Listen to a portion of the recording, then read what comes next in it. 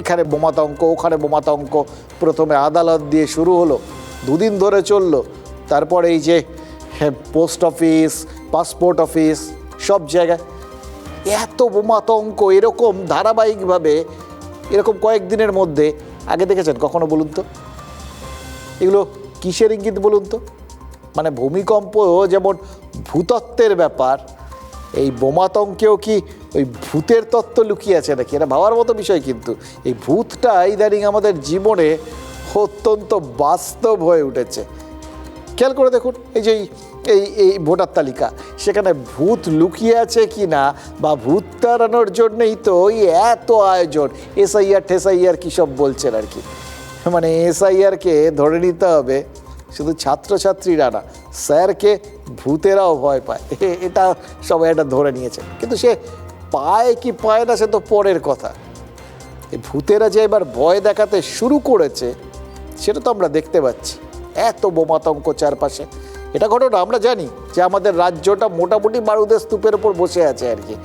এ ভেতরে ভেতরে যে কি পাকছে, কখন কি ফাটবে আমরা জানি না। এই যে এই চারপাশের বোমাতঙ্ক, এগুলোর ফলে কিসের কোনো বড় বিপর্যয়, বড় বিস্ফোরণের কোনো একটা ইঙ্গিত কিনা, সেই সন্দেহ তো মনের মধ্যে খুঁজখুঁজ করতে শুরু করেছে।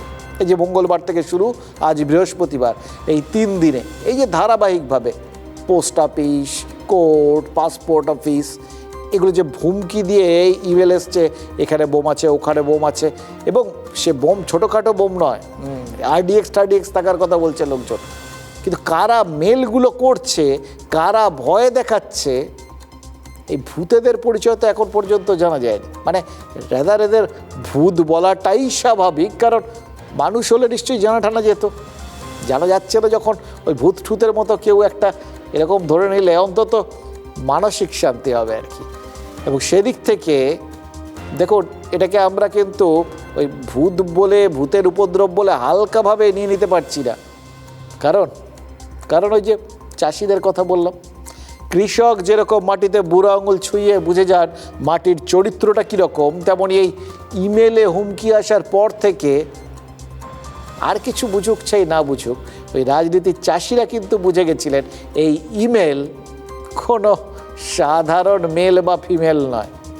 প্রথমে শুভেন্দু অধিকারী NIA তদন্ত চেয়েছিলেন, কিন্তু সেখানেই তো শেষ নয়।